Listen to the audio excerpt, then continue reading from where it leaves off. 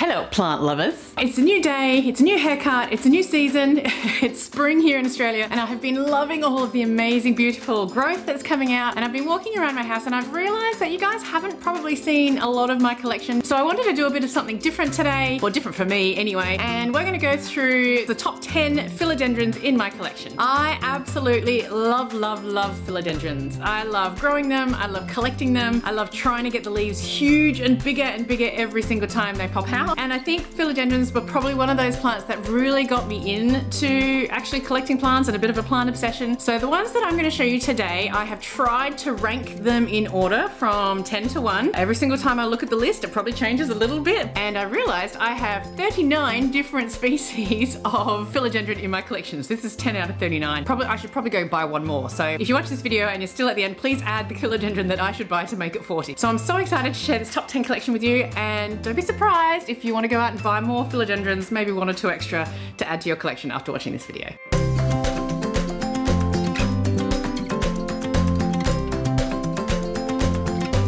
So it's number 10. Here we go. Here we go. Oh, this is called a Philodendron ATABAPOENSE. At least I think that's how it's said. But you may have seen this if you're on my Instagram channel. I've uploaded it a couple of times because I am just absolutely loving the length and how big the leaves, the new leaves are getting. So this one here is the newest one. Oops, that one there. Look, it's like, look how long it is. That's crazy. Absolutely crazy.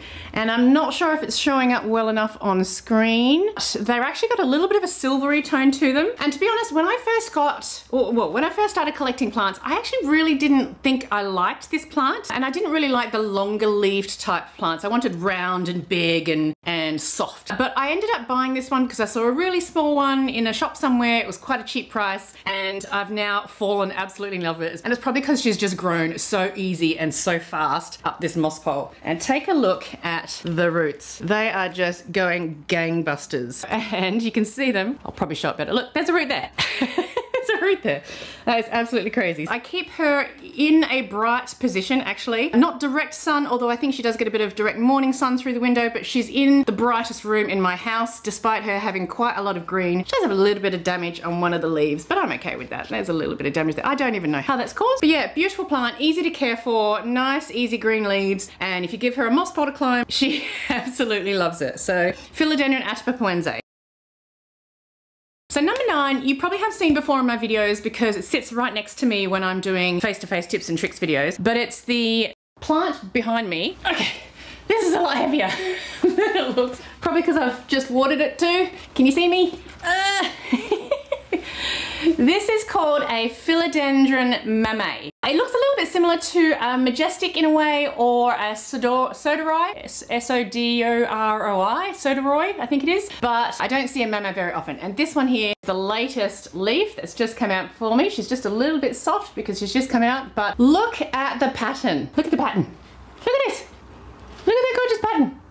Oh, how beautiful is that? Oh my gosh. I have just loved watching this one grow up. I've had this plant for probably about 3 or 4 years now. It's probably one of my longest standing plants. Again, another easy to grow plant. This one is probably more in a medium to bright light setting. She did get a bad bout of spider mites and a little bit of a fungus that I've had to be dealing with over the last couple of years. I did chop her up significantly and she's grown back to this one.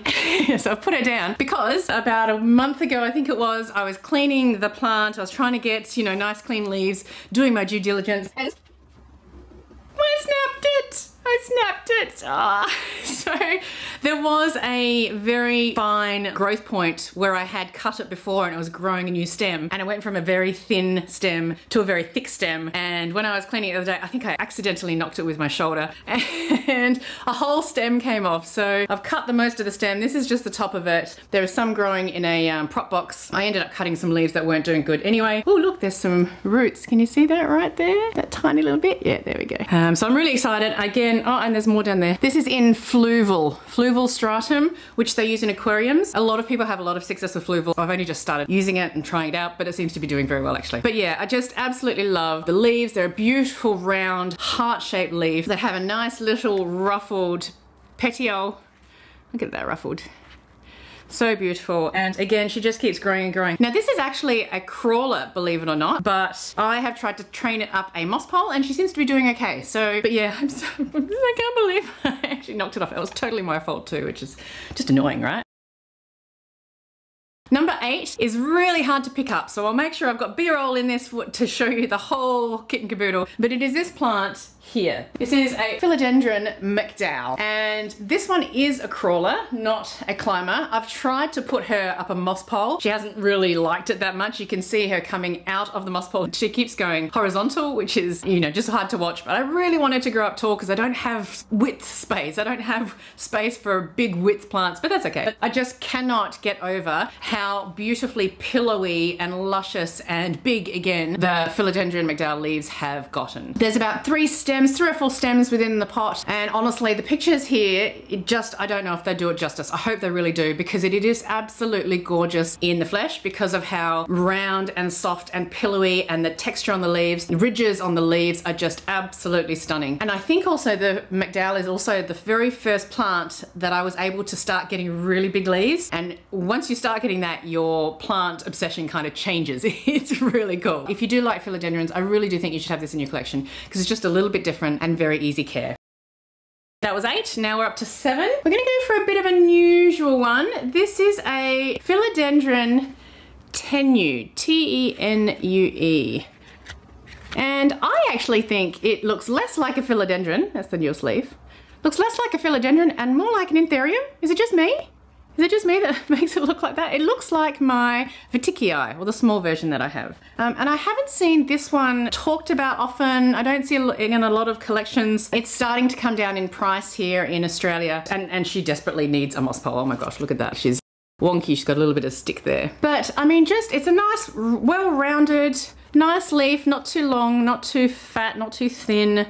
Just a little bit of something different in the collection. And again, as I said, I haven't really seen people talk about it, so I love it. I think it's a nice, beautiful, easy plant. I can't wait to see what the really big leaves look like, but she really does need a moss pole. Is she coming out the base? A little bit. Absolutely gorgeous. Philodendron TENUE, and just something a little bit different to add to your collection. She does look like an anthurium, doesn't she? Anyway, I love her anyway. Mwah. The next one is probably one of the biggest plants I have other than my Thai constellation, so it's gonna be hard to pick it up. Right, here we go. Can I get the whole thing in? Can I get the whole thing in? Nope. Okay, let's see if we can go up. Look at the size. Look at the size of that leaf. Look at it, it's ridiculous. And that is, okay, I'm gonna have to go up. I'll see if I can get a full picture again in the B-roll so you can have a look. There she is, she hit the ceiling. And then the roots, can you see? Can you see they're hanging out? There we go. Just absolutely crazy. But again, look at the size of the leaf. I swear to God, it is absolutely huge. Right, look at this. I'm gonna tilt you guys down. Look at that size. Look at that size. It's like almost the size of my arm. It is absolutely huge. And then there's a new one coming out there. She's a little bit bent. She lives upstairs and I was knocking her around, so I hope I haven't damaged the tip. But literally it is, I think, the biggest plant leaf, or definitely the longest plant leaf that exists in my collection. As I said, other than a Thai constellation, maybe I should measure the lengths between them. Maybe did I just state that I should have a length measuring competition between 2 plants? Anyway, Jose Bueno. This is a Philodendron Jose. Have I said that yet? Philodendron Jose Bueno. Lift you up a little bit.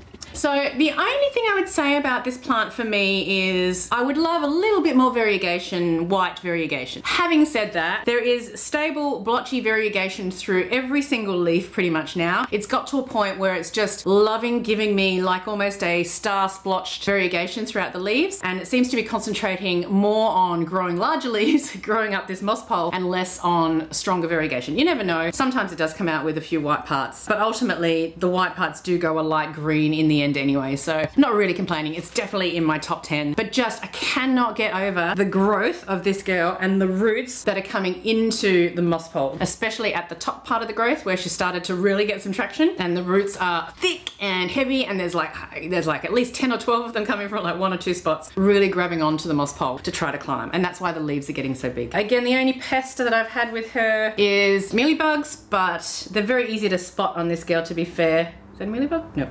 So fairly easy to look after, but I do need to make sure that I wipe down the leaves quite often because they're big leaves, so they do get a bit of dust, and I have 2 dogs and there's dog hair everywhere. So just gotta make sure she's clean, but just another, absolutely, I mean, they're all my favorites, right? I can't choose.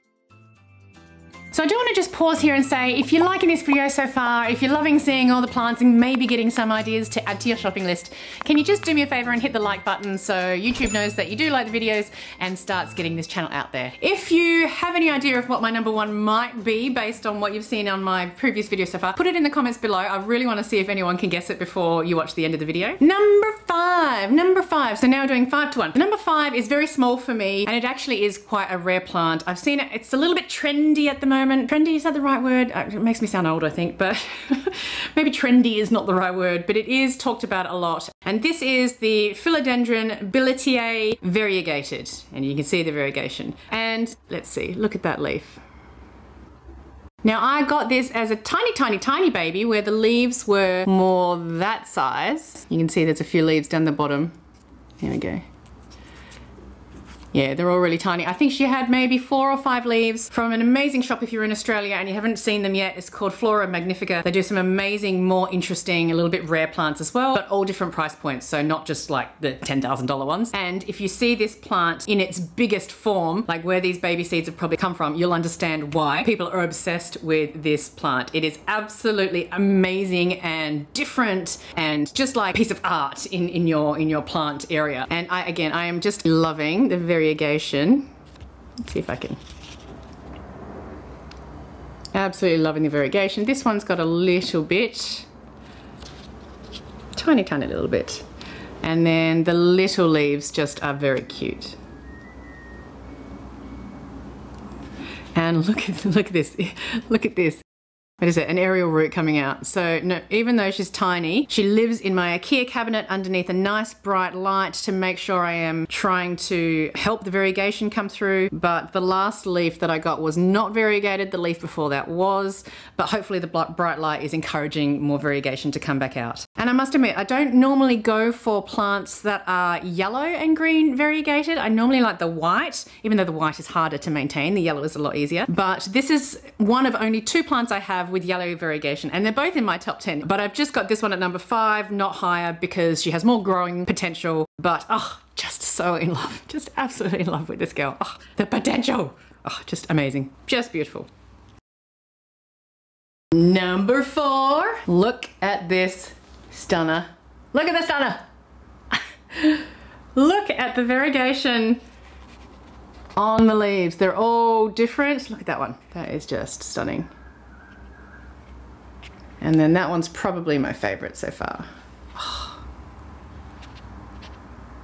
Let's see if I can do that properly actually.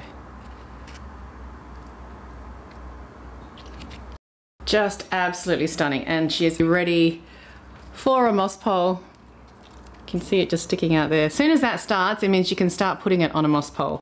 But again, I don't normally like yellow and green variegation. Well, I haven't. I obviously am now, because this one here is probably the easiest variegated plant I think I have in my collection. It just does its own thing. It has beautiful variegation in almost every single leaf. This one here is just the only leaf that's come in yellow, although you can see a little bit of the green starting in. They come out like almost all one color, and then the variegation starts coming through as they mature. It has a tiny little bit of damage on that leaf where my thumb is.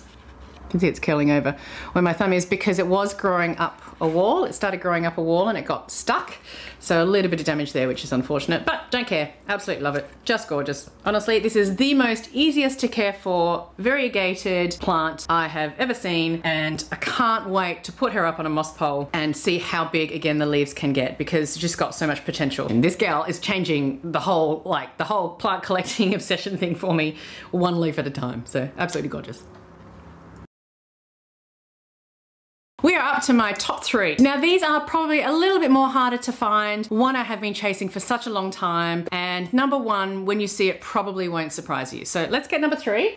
Another tiny little plant. I haven't had it for very long, and it's a melanochrysum, Philodendron melanochrysum, but it is a variegated melanochrysum. There we go. You can just see.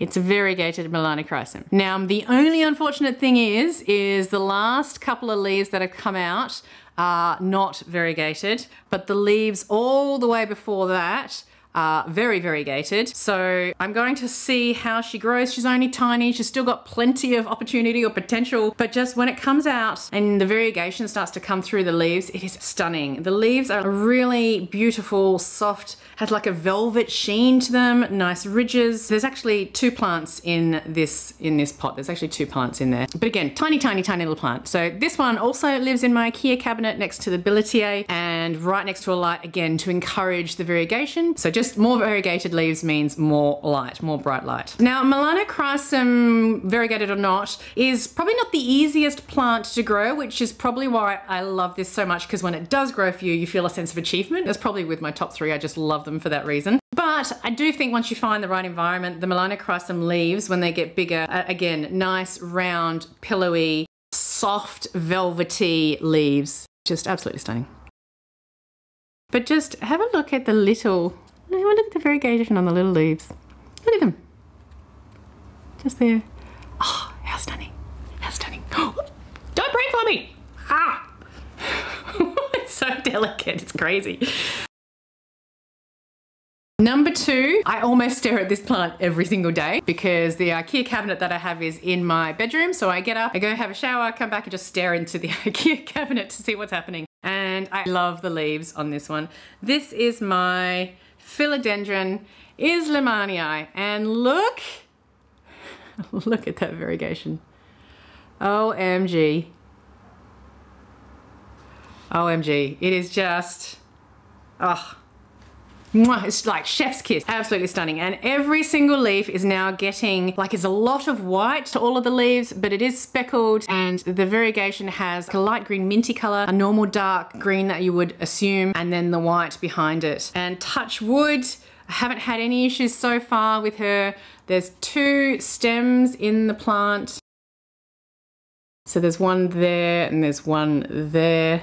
There and there, you can just see. It's just absolutely beautiful. I think this leaf is about to fall off, which is okay, I don't mind. No, look, it's wonky. It's just wonky.